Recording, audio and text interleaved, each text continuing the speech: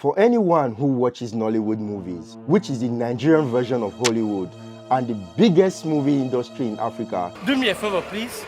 Get out of here. There is a very high likelihood that Kanayo O Kanayo is a name they have heard countless times. It is a name that carries so much weight in the industry that the mere sound of it sends chills down the hearts of many due to the sheer number of ritual sacrifices his characters perform in movies. You have been successfully initiated and admitted into this executive club.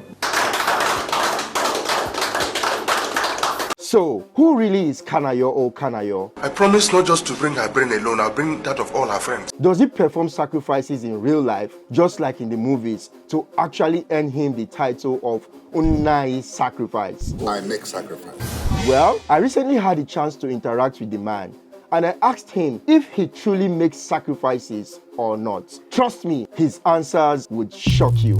Now, if you want to learn at least 10 things about Kanayo O Kanayo that you probably didn't previously know before now, then you should definitely keep watching this video to find out many things about this legend from the man himself. Starting with the very first of many things you may not know about him, his name is officially Anayo Modestus Onyekwere. It is not uncommon for artists to go by stage names different from their real names, and Kanayo O Kanayo is surely one stage name that leaves one with an enigmatic impression of the bearer. I got to meet him for the very first time at the lounge of an airport in Lagos, Nigeria, from where we were both boarding a flight to Bonny Island in Rivers State of Nigeria to participate in a corporate leadership program where he was the guest speaker and I was one of the organizers. Guess the topic, guys: sacrifice in leadership. What a topic. Our interactions before that day had been via emails, but when we finally met, I found out he was an embodiment of humility.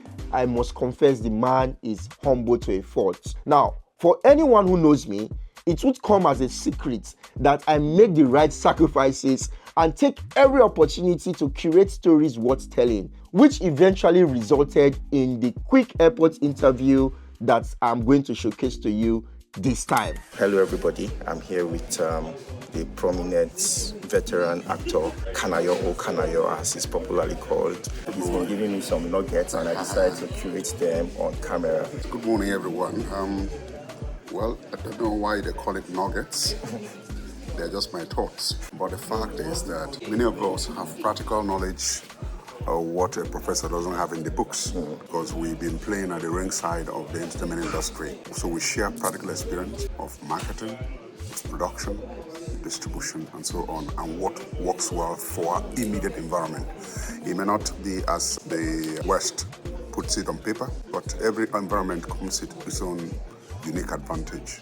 And that, for the entertainment industry, is that we have created something from nothing. We're doing our own things, sharing our own knowledge within our own environment to our own people in the language they understand, and that's the beauty of Nollywood. So in the industry, you have a role that you are prominently known for, and I think over time, you seem to have embraced it, and people... I make sacrifices. Yes, so how did you become known as the man that makes sacrifices?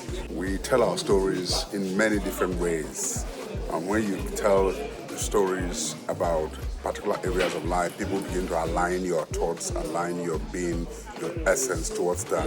It started on a negative note, and the negative note was that you have to kill before you made it. But we have turned the tide around now to say, for you as a man, for you as a woman, for you as a youth to make it, there's a need for you to, something must give in. It could be your time, it could be your resources. If you want to make it first class, you don't go attending parties every weekend. You must burn the midnight candle, and that's sacrifice.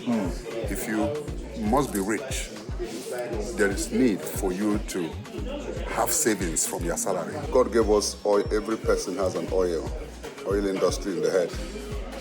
So make use of your own oil industry.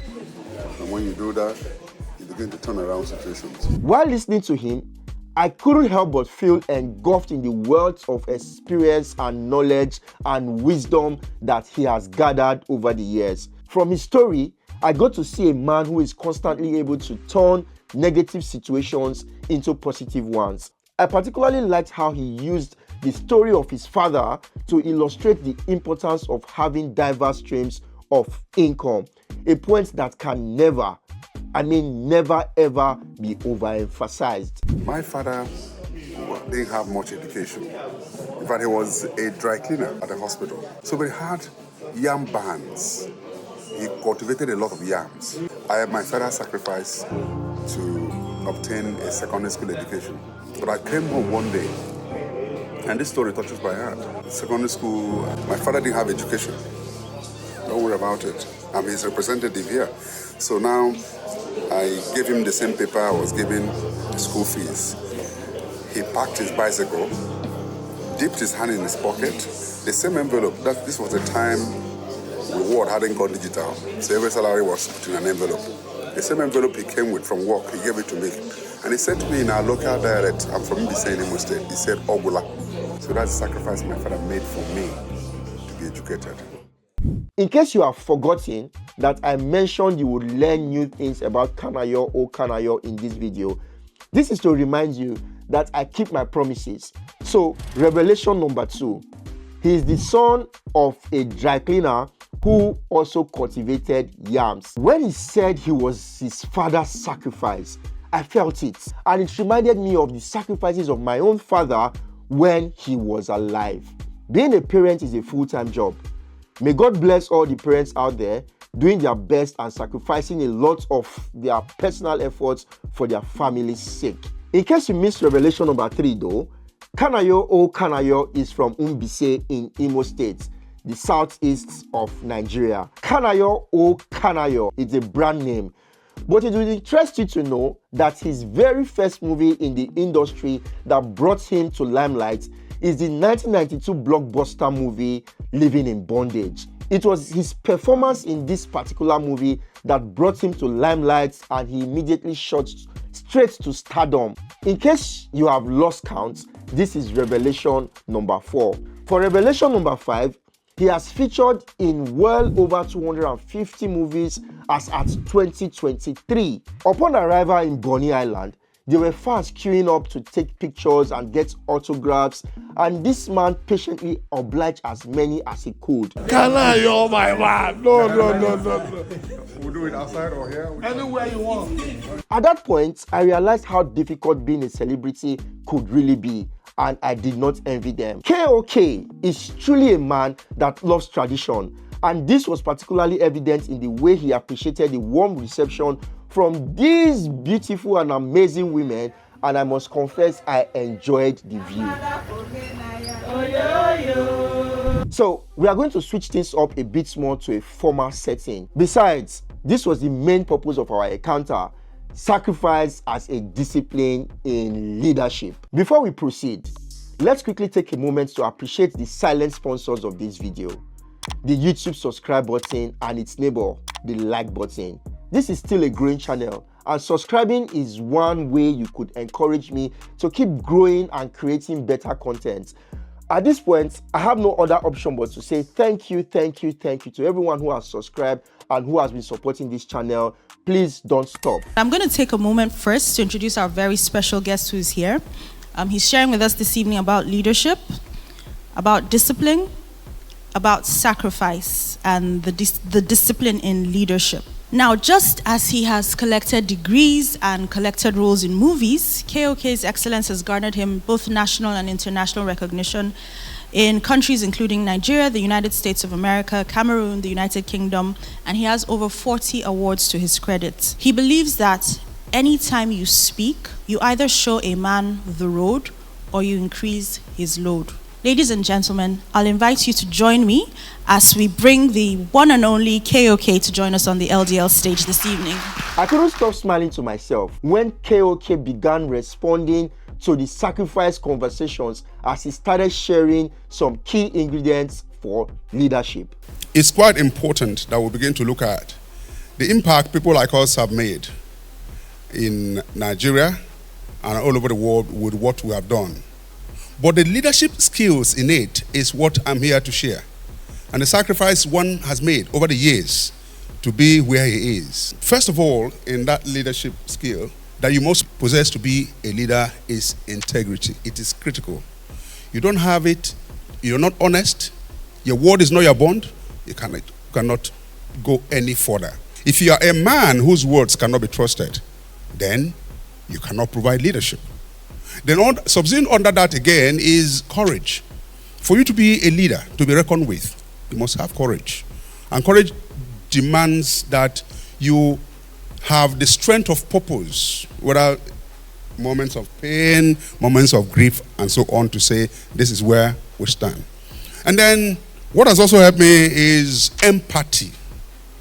You must have a feeling for other people. One of the worst things you can do in life is to begin to quantify and qualify yourself to any other person. Don't expect that everybody has the same intelligent quotient with you. IQ is different. And that's how God has blessed each and every one of us. Don't forget, Dangote is a billionaire. Otedola is a billionaire. Adenuga, billionaire. Elumelu, billionaire. They're all levels of billionaires. 12 billion, 8 billion, 5 billion, 2 billion. All of them are billionaires. I went to school as a popular person. Either from the philosophy department. It was 1994, 1993 that I read, I got into Unilag with diploma in mass comm. From diploma in mass comm, I went to do my first degree, BA philosophy, and then I went to do diploma in law. I've always wanted to be a lawyer. I'll tell you that aspect. If you say it's easy to become a lawyer, go for 5 years, go and read, and then 1 year in law school. That's why it's not possible to see a judge whose hands are firm. Judge's hands, because continuous writing every day. The back pain I have now, my brothers, that I just noticed it last year because I was called to bar 2020. 2021, I started noticing this pain because my roommate was 28. I was 58. 30 years difference. Joseph Undo was doing 8 hours a day. I was doing 3 hours. I wanted to meet up. I started doing 4.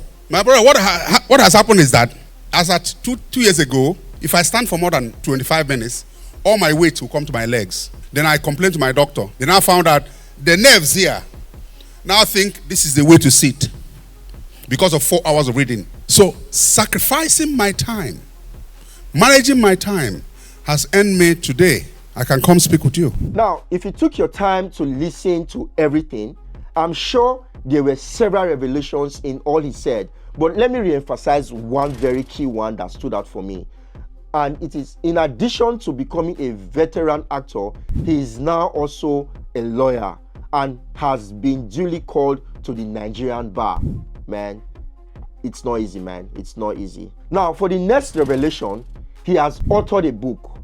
Let's hear him talk about it and some legal tips he had to share in the process. I'm working hard to revive the reading culture in Nigeria, nay Africa. The most unfortunate thing is the intellectual insult when you want to hide a thing from an African, write it in a book. Are you not ashamed? Are you not black? Is that what the white man has said? No, that's what they have said. If you want to hide something from a black man, put it in a book. That means we don't read. That's an intellectual insult. And that's what has encouraged me with my co-author, he's a magistrate in Abuja, to write legal thriller. So if you're used to John Grisham, you'll enjoy this better. It's called The Testator. And in law, whoever makes a will is the testator. Myself and my co-author, we did work. For us to have 5/5 rating on Amazon, I'm doing a program called The People's Lawyer. It's a legal skit, 15-20 minutes, teaching you your rights and what to do if those rights are violated. Let me tell you of one of the rights. If you have been dating this girl, let's assume you're younger, you guys are dating. Hold on, I'm trying to put a point here. And you're within the secondary school age. She has also finished from secondary school, but you got admission as a guy, but you say, babe, my parents said there's no money. She has some little savings. She said, no, you know, if it miss this admission, no, you must go. Or you carry this one, go. No, what are you going to take feed now? So don't worry, I'll be okay. If you go and pay school fees without money, and then you guys are doing your lovey, you exchange tests, you write letters. Those are evidences. And then she rejects every man. If Ben come, you say, I want to marry this man. So she's sending away suitors because of you. You now graduate. You go and marry another girl. The court will not force you to still marry her. but the fine or damage for it is 25 million. It's called breach of promise to marry. After learning about this breach of promise to marry he talked about, I'm sure a lot of people would be more careful of the promises they make going forward because they could easily get sued. KOK further shed light on the impression people have about him being a ritualist due to the roles he frequently plays in movies, and this was what he had to say. So people talk about me, and 2 years ago when they say I said I'm not a ritualist. Well, the thing is this, in a jocular manner, we're all ritualists. And what do I mean by that? Every morning, you say your prayers at 6:30. After that, you go and take your shower at 6:45. After that, you have a cup of coffee. All those things are rituals done at a particular time. But when you begin to appropriate human lives, wasting blood, that's when you enter another phase. What I'm doing on TV is expose of telling you that light will always overshadow or outshine darkness. Why don't you take the message and leave the messenger? I don't know. Even when I was small, to kill chicken was a problem. No, I'm telling you who I am.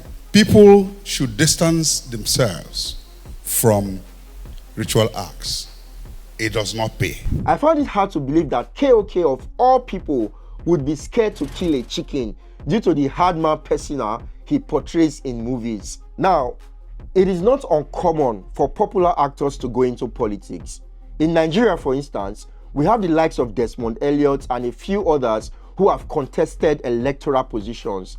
So, what about KOK? In 2010, I bought a form. I wanted to go to the House of Rep. The most idiotic thing that people do in this country, I'm talking to you from my own experience. And that's why things are not about to be better in Nigeria. I'm not being pessimistic. You want to run for an election. The same people you want to serve will milk you. You cannot go to anybody's house without leaving an envelope. 2010, when I was campaigning, because most people don't go beyond party primaries. Party primary is the worst thing that happens in our electoral system. Because the party primaries is where people gather and talk about how Ben Apute should be made dry. No Diego, not Diego. How can people you want to serve make you poor just because you want to offer service? My brothers and sisters, it is the major problem we have as a country. I also tried again in 2019. That's why I say don't call me a failed politician, because that one, the little money I made from acting, and the ones my friends gave me, well, I was lucky there was Gary to drink after that. It was a really lengthy session we had with KOK, and it is one that should be watched in its entirety to learn a lot of useful things that are capable of positively transforming one's life based on the experiences that KOK has gathered over the years. This is where we come to the end of this video that I made with so much excitement due to the inspiration I gathered from KOK since I got exposed to his personal story. Like I promised at the beginning, there are so many things about the man that this video would reveal, and I'm hoping that it certainly delivered on that promise. I make promises and I keep them. Please guys, I would like to read from you in the comments what your thoughts about KOK are. What do you think about the man? What do you think about his personality? What do you think about his experience? Did you learn anything new from this video? Did you think he performed ritual sacrifices in real life? Join the conversation. I would sincerely want to read all you have to say. I would sincerely like to thank Kanayo O Kanayo, the man I often call the Prof, for giving us an insight into his life and for being very real and practical. He's indeed a role model and a true leader who has made the right sacrifices over the years. Yes, it's something that we are now used to, associating sacrifices with his name, but he has told us that these sacrifices are positive sacrifices. He gave me a free autographed copy of his book. The name of the book is The Testator. Please purchase a copy of Kanayo O Kanayo's book and you would enjoy it. This is a honest recommendation. please find it and buy a copy for yourself. I would also like to thank everyone who is part of the Leaders Developing Leaders team. We call it LDL for short, and they are the ones who put this event together. You all do an amazing job, and I am truly proud and extremely honored to be part of such a fantastic team. Lastly, let me appreciate you, my amazing viewers. I can't thank you enough for the support, but please don't relent. Kindly subscribe to the channel if you are yet to do so, and feel free to tell others about it. Please share the gospel and ensure you hit that like button. Till the very next video, stay safe and stay well, as I hope to see you very soon. Peace and lots of love.